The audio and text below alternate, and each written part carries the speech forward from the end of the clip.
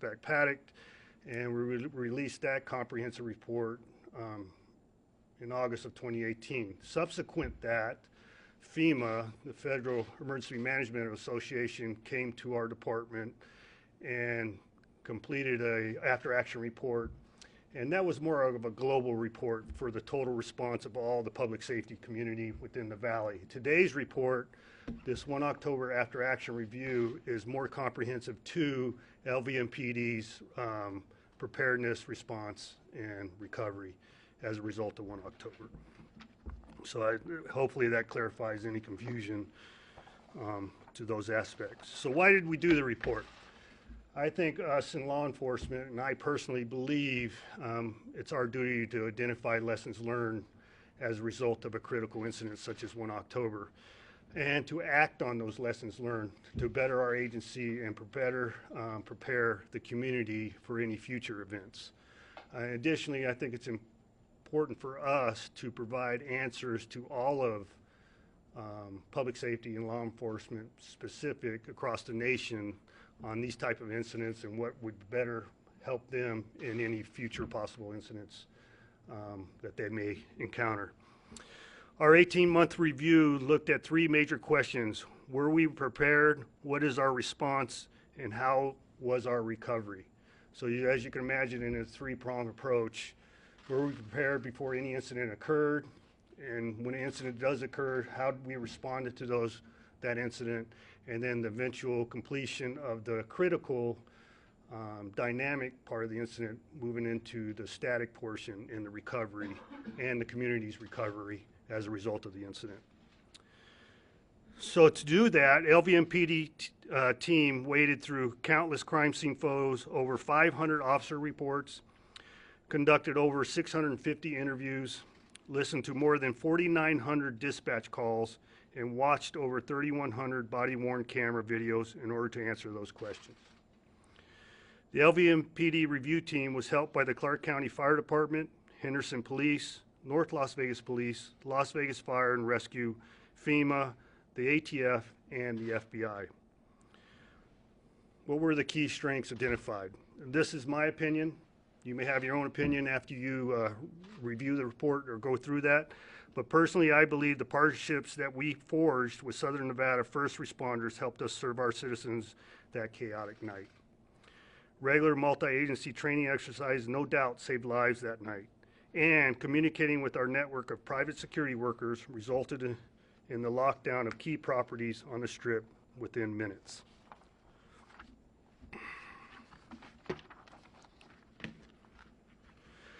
We know that what we learned today will provide a roadmap for future first responders and leaders, and there should ever be a large-scale incident again. This 158-page report with 93 recommendations, approximately 40% which have already been implemented, the 40% were identified early and needed to be acted on without the benefit of a report. So as you can imagine, it would be malpractice for us to wait 18 months once we've identified some key issues in response to a critical incident, not to act on them immediately. And that's the result of the 40%. So the remainder of the 60% are things that we identified through the process, and that will take a little bit of time for the Bureau commanders and responsible folks to complete those tasks. An example being making sure high-rise structures that face open-air venues are secure, implementing expanded training to address elevated threats to include rifle training, extra supplies of trauma kits at major events, and the presence of fire commanders at large-scale events. I won't go through all the recommendations, but I can say there have been some important changes that have been put into motion as a result of our findings, such as we found we need to coordinate more closely with the Clark County Coroner's Office, fire departments, hospital administrators to develop a plan for victim identification and next of kin notification. I don't know if you can recall the details as post-event of 1 October. We had a very difficult time consolidating the names and the type of injuries and the approximate location of the injuries in close proximity of the event. So when I had approached the public through the press conference venue, you're fully aware those number of injuries and fatalities changed on each press conference. So I think the process of identifying those folks, providing more accurate information post-event is imperative for the public understanding of what we're going through. Continually refining a process by meeting once a year with all our key stakeholders, and the creation of a major case squad made up of experts in every part of this agency. This squad will handle mass casualty incidents and high-profile incidents that require a squad to work the case 24/7. We've utilized the major case squad here recently. Unfortunately, a young lady was a victim of a sexual assault up in the Northwest Area Command, and we implemented the major case squad to have a 24/7 investigative function and response and eventual arrest of a suspect because of that. So it works. In early throes of 1 October, everybody's familiar, the bifurcation of the force investigation team conducting an investigation up at the 32nd floor, and our homicide detail doing an investigation out at Route 91 location. That was questioned whether that was appropriate or not. I provided some explanation as the reasoning behind that, but as a result of that dilemma, the major case investigation profile and policy will be implemented in all future incidents that we determine to be a major case.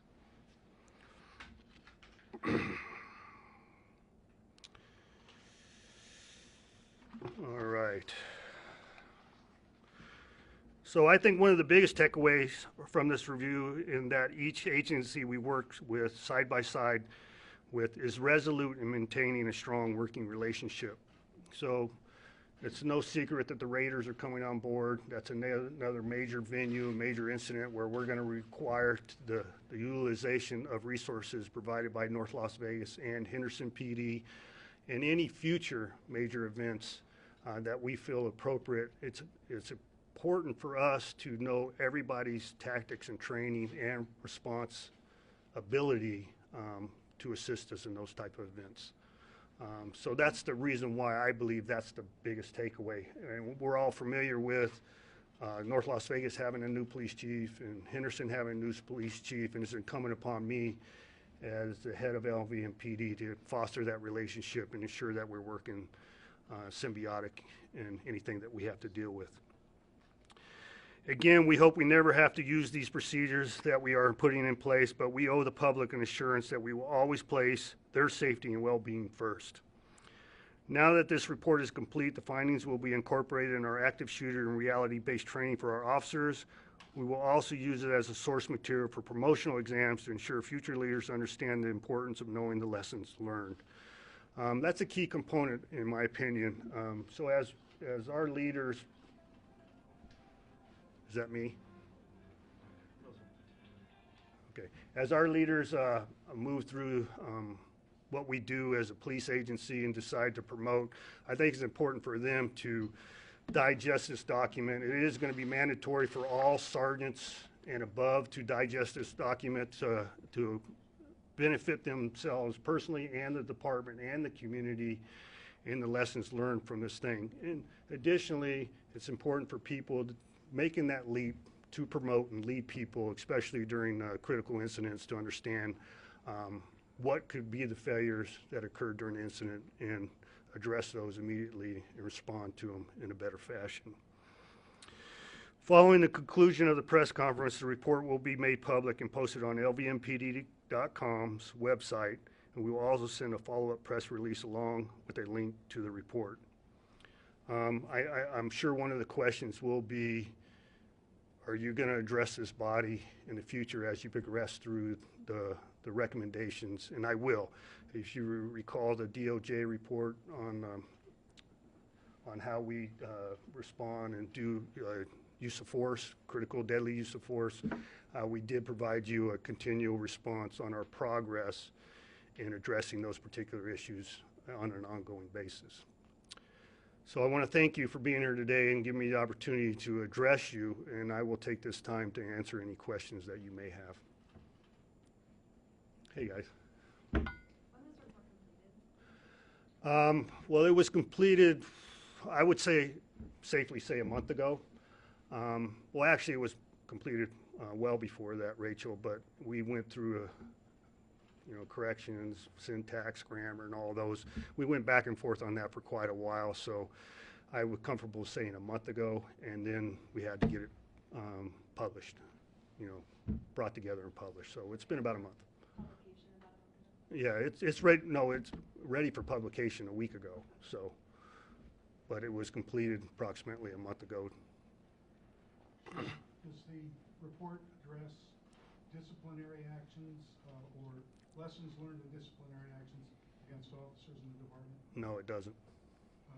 Those are internal processes that are identified, and I don't comment. As you know, I don't comment on personnel actions. A follow-up question, slightly different. Of the 650 interviews, 4,900 dispatch calls, 500 police reports, and 3,100 body-worn cameras videos, is that the material that has already been released to the public? Carla, you would have to be better served to answering that question. I don't know. I can't answer on the finality of those numbers or the completeness of those numbers I provide you today, but the items that were part of the public information request have been provided, and that has been completed. So is one for one the example? I don't know. We'd have to do a comprehensive review of that. I guess the question you're asking, Ken, is everything that we released to the media and the public, is it the same as what we reviewed for the report? Well put, the question, yeah. That's to boil it down. So, and you're saying yes? Yes. So there's about 40% of your notes that have already been implemented. Is there a timeline for the other 60%, the points that you say are in this?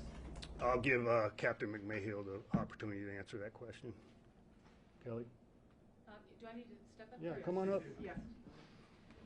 So the answer to that, and I'll be very clear, it's 47% exactly that are completed today. Those are, of those 40%, those are the life-saving measures that we knew we had to take immediately. The remaining 60-odd% are almost purely administrative, so policies that need to be refined, bureau manuals that need to be updated. So those pieces take time to write, to review, and make it through the process. In addition, there's several pieces in here that touch on technology that, quite frankly, not only take time to find the correct technology if it exists, but then pay for it. So there's a financial aspect to many of these recommendations. So it's very difficult for me to say we'll have these done in a certain time period. To the sheriff's point, and thank you for letting me answer this question, the great thing about this organization is that I'm sure that we'll update you fairly routinely on where we are with the remaining 60%. Captain?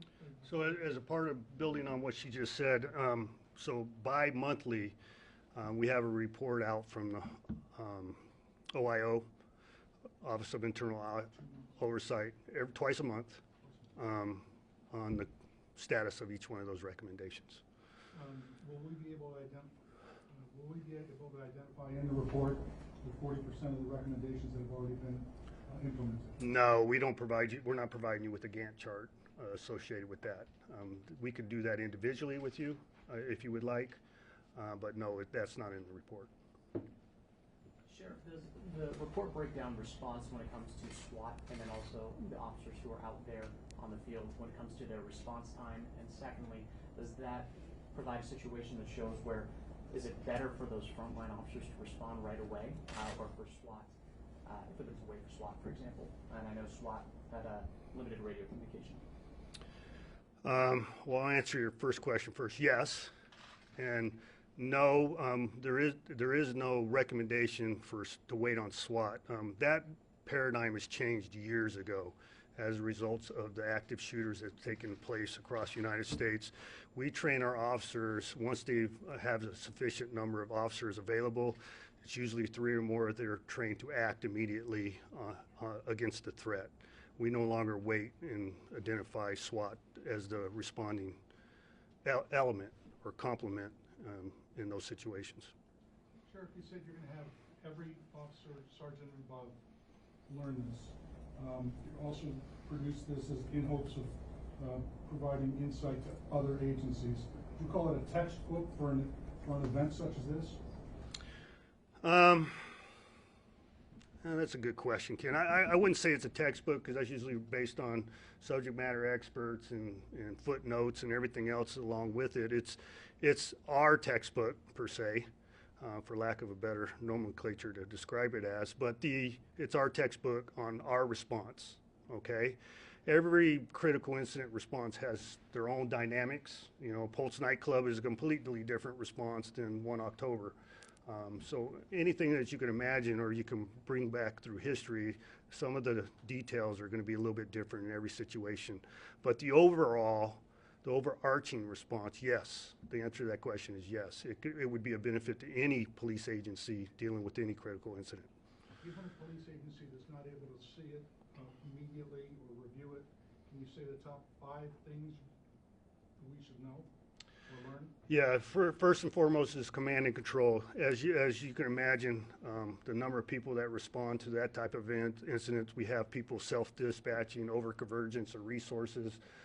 Command and control is critical in that aspect. The training you have prior to an event is critical, so your officers know what to do without hesitation in acting on these type of events. The tactics deployed on this type of event, you know, something as simple as sniper overwatch in outdoor events and facing rooms associated with the type of event and equipment that would help your officers be more successful and your medical personnel be more successful in this type of response. An example being on the medical personnel, I had mentioned fire command being present. We implemented, it's more of an MOU versus a NRS. So any special event that has 15,000 attendees or more, we require fire command personnel to be present to assist us with response of medical personnel and fire personnel in case of a critical incident. Prior to 1 October, we didn't have that policy or procedure. Trauma kits, we had trauma kits available for our officers in a small scale event. Now that we experienced 1 October, trauma kits are overabundant now and readily available for our officers to deploy. And is this going out to other agencies, the fire department, HPD, all that? Yes, absolutely, absolutely. So I had mentioned the FEMA report. That was more fire concentric in that report. This is more police concentric. But we're partners in response to critical incidents now. In years past, fire department didn't stand next to us and respond to the wounded or the injured until we completely secured a scene. Now they stand next to us in a MACTAC type environment in response to those critical incidents.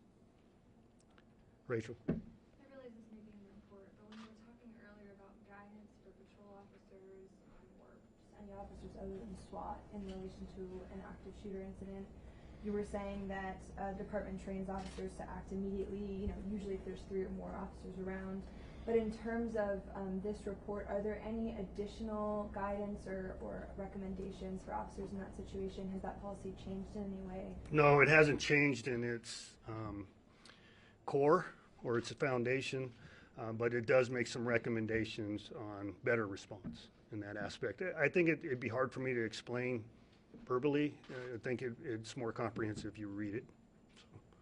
Sheriff, how do you plan to continue to train with all of the different law enforcement agencies so you can continue to get better at standing side by side in a situation like this? That's a great question, and here's why it's a great question. For any of you that's ever been in the military, you constantly train, correct?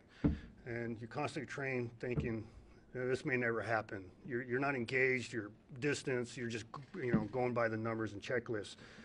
Now, as a result of 1 October, people are more engaged, they're more enthusiastic, they're less apathetic associated with the training. They understand the reason why.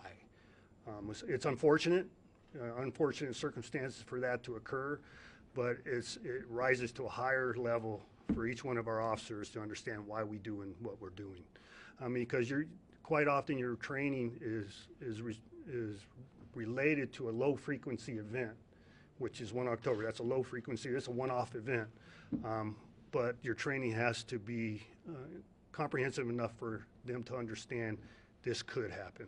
Now we don't have to try to coach them in that aspect. They understand it, and they're willing to participate as a result of it. Will there be more events though, like I know DPS had an active shooter training cross-agency all across the valley, participate in that at the end of December? Yeah, you know, and don't get lost. We did that type of training prior to 1 October, but it's going to happen more often now. And it was probably, I'm comfortable saying once a year we did a regional type training, tabletop and practical exercise. Now that type training will happen more often than not. 18 months out, how would you rate your department's response? You know, I said it 1 month out. Actually, I probably said it a week out, but I'll say it the same today. I think our response was heroic. I think we did a fantastic job in what we did for an event that nobody could have what-ifed. Yeah, you get the naysayers and the self-proclaimed experts out there in the cyber world that say, well, you should have prepared for this. Come on, folks. This was never in anybody's thought process or paradigm. I think as a result of what we did experience in the short proximity of our response to the threat, I think we did a fantastic job. And I won't sway from that. You can ask me another year from now, and I'll give you the same answer. Rachel. I did just want to ask, I know you cited the Northwest sexual assault case as an example of this major case investigative group. Mm-hmm. Do you know about maybe how many times it has been implemented since it? You know, I would be remiss in trying to guess, and I personally know at least 3 times. Do you know about when it was officially implemented? No. We can get you that answer because I know we policized it, and but I can't give it. I don't know the exact answer right now. Sheriff, because we don't see you as often as we might like. Well, you got to get out in the public more. I know you are. I'm going to come back to that discipline question. Okay. You said those things are handled internally. Can you tell us results? We know, for instance, cases where body cameras were turned off, turning off the camera now. It says others, another important perhaps incident, or would be the inadvertent shooting in the room.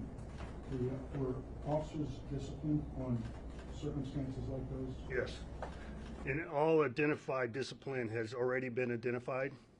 I guess that's an oxymoron, but we've already identified all discipline associated with 1 October, and discipline has been met out.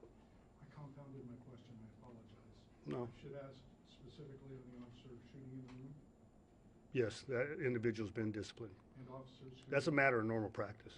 And officers who did not turn on body-worn cameras? Yes. We have a matrix, and I'm sure hopefully you're very familiar with our matrix associated in acting or activating a body-worn camera and the discipline associated with that. We know of 2 officers who were dismissed and one who got job back. Are there any other pending actions? No, I believe we're in arbitration on 1 officer now. So, That would be 2, I think. yeah, I'm sure that's the direction you're going. Thank you, Sheriff. Given everything in the report, how do you feel today versus 1 October? Do you feel like the department is significantly more prepared than it was then? That's a tough word to answer significantly. The answer for me as the head of the agency is yes, we are more prepared significantly. I think we responded greatly. Okay, so there's going to be some small increments that we need to improve upon. Example being equipment, and Rachel, you'll appreciate this as far as the radio system. Yeah, I mean, there's not a radio system in the world that can handle that many push-to-talk transmissions all at one time. But where we did identify is the failure within the structures such as a casino environment. So everything built after 2005 has those technology placed into the structure of the edifice, and we don't have that particular issue with radio transmission. Mandalay Bay, I believe, I don't know, somebody knows it probably better than me, was prior to that, and so the NRS was addressed where it forces them to put a bidirectional antenna within the facilities. I don't want to get too technical in this press conferences, but the equipment has to be placed in there within a certain period of time, and that equipment is being enforced, or the placement of that is being enforced by the fire department, okay, because it falls under the fire code. But we benefit as a result of that. And is that what you mean? Because I see that in the areas that work section, it talks about the radio system working as designed. And then Right. in the outcome section, it talks about additional investments mitigated some of the issues with radio technology. Are you talking about That's what I'm talking about, repeaters? repeaters. Yeah, and so in impromptu, say you have a large EDC.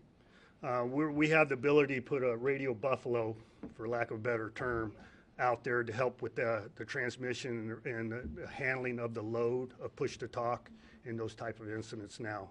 So like deploying it. for Right, a major- exactly, And do you work, you said fire, that ordinance falls under fire. right. Do you work with them to ensure that? Yeah, absolutely. I'm in constant conversation with Chief Castle, and there's a Gantt chart provided with those implementations. So we're 100% on evaluation in today's date. We're probably 60% on implementation. So, For those properties, say, that don't fall under the 2015 and on ordinance, is that something where you would? is it 2015? Did I say? Well, you said 2015, whatever the. It might have been whatever the 05, I'm not sure. Ordinance says, is that something where you're trying to get those permanently installed at properties, or are you just having that mobile? No, repeater? permanently installed. Okay. NRS requires that. Thank you. Sheriff, you'd like your agency and all the agencies, both here in town but all across the country, to learn from this after-action report. What about people in our community? What do you want them to know? That their fire department, not the fire, their police department is prepared, their fire department is prepared. And any gaps that, or lessons learned that we identified, we're addressing those. I've said it in close proximity to the event, your police department and your fire department and your public safety and your medical professions, we are fully prepared to handle any incident that's thrown at us. You can always be better. And that's the purpose of this report. Identify the lessons learned and the gaps and better prepare yourself for the future. And this becomes a document that is based on policy and procedure on how you conduct yourselves versus an individual such as me, as your elected sheriff, not being here tomorrow, okay? So everybody speaks with the same voice and not an individual. Sheriff, just to. One more question. Ken, you're last. Oh, boy, this one isn't. Are there any other reports coming from your department or others that you know of that we could learn about? Say that this? again, start over. Any other reports coming from your agency or others about Lombardo? I'm not aware of any, Ken.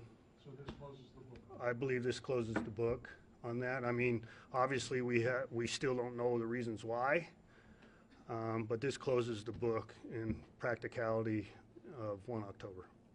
It'll never close the book for our victims and the people that suffer as a result of it, but in an evaluation of the event and investigation of the event, all practical purposes, it closes it. So and additionally, to build on that, Ken, is the Family Resource Center is still fully operating and active. We anticipate 2 more years available funds on a grant for the Family Resiliency Center, and then through negotiations or discussions with Barbara Buckley, she's attempting to make that a permanent facility through funding mechanisms through the county. So we can help people in any type of crime outside of 1 October. We found that to be a good model in dealing with people that are dealing with grief and issues and PTSD and anything else you could imagine post-event, and giving them resources to draw upon to help them get through their troubles. Any questions of Captain McMahill or Stephanie? Just one question. I want to know in the review, you include like procedures, how to work with private security of the hotels or places where a big event is made. You're going to have to help me with that question. Can you Yes, give me? I want to know if there is like any in the review, is there like any procedure that is implemented on how to work in the private security of the hotels or big events like the one in October 1st? So I'll do my best to repeat that question. So the question is has there been any procedural changes how we interact with security and dealing with mass casualty events or critical incidents? Yes, absolutely. You know, I'll say first and foremost, the security professionals within the resort corridor are without question very professional. They are a force multiplier in what we do in public safety. But they are not trained similar to what we do or what we deal with on a daily basis, but we rely on them as a force multiplier. So the answer to your question, sir, is yeah, they've changed how they interact with us on a regular basis, how my officers deploy within their environment on a daily basis, knowing the ins and out of a hotel, the back corners and back rooms, and how you access the emergency elevators and what's the best ingress, egress points during a critical incident. All those things that we used to do in the past, but it was strictly regulated to the area command that was responsible for those areas. Now it's the responsibility of my entire police department and, North Las Vegas and Henderson to know all the nuances with any major edifice within their responsibility. So in the security profile within the security industry has changed too. They have quick response forces, reactionary forces that they hired, and their sole purpose is to respond to critical incidents.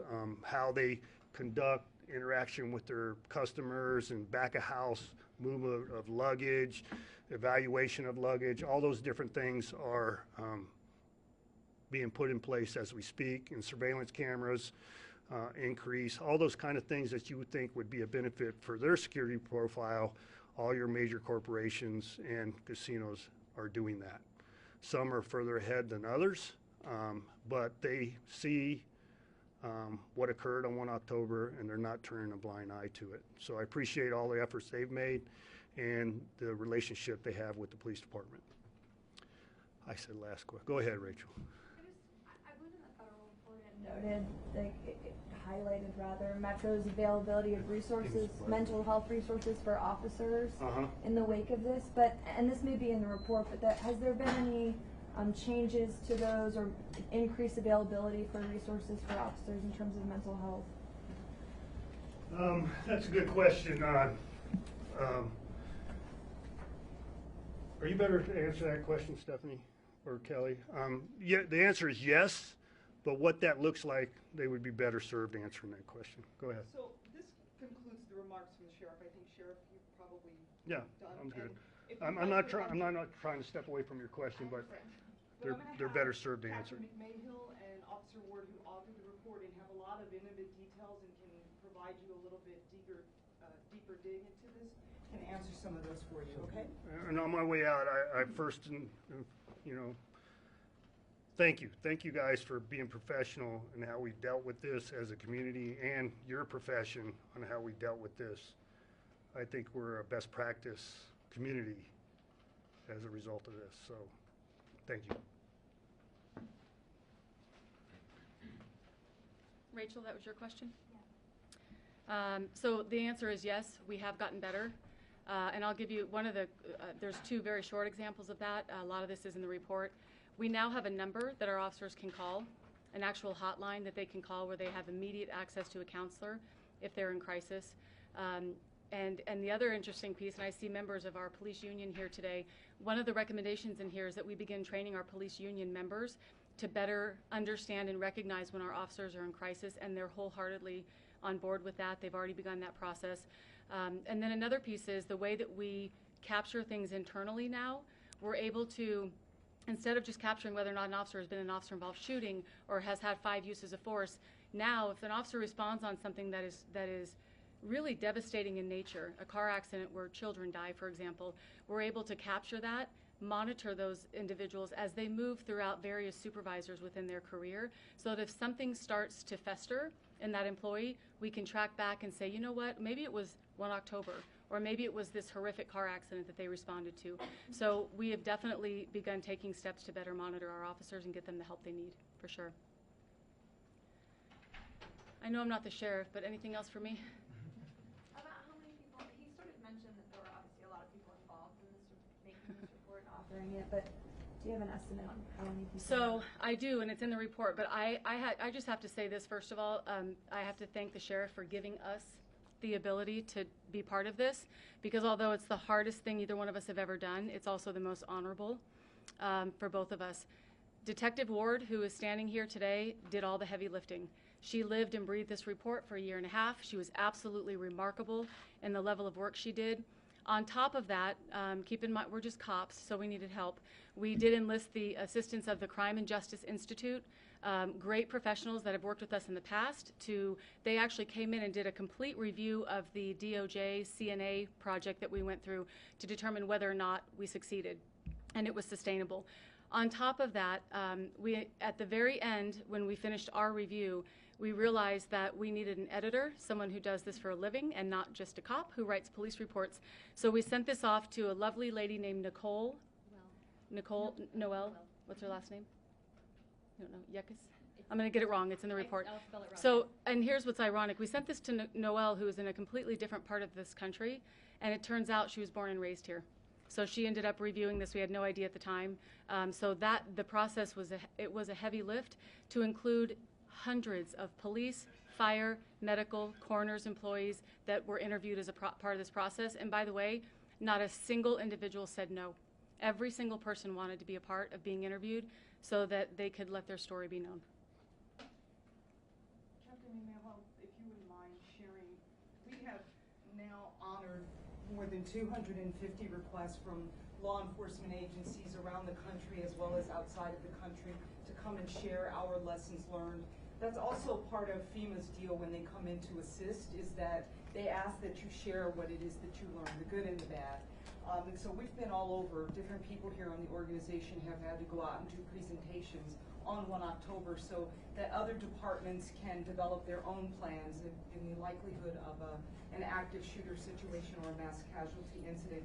But I'd like for you to share some of the conversation that took place when you went to London and spoke to law enforcement there, and just some of the things with respect to the hospitality. Absolutely. So I recently, just 2 weeks ago, got back from London, where I gave 2 1 October presentations, one to about 350 armed UK police officers, another to a smaller group, about 80 of their counterterrorism folks.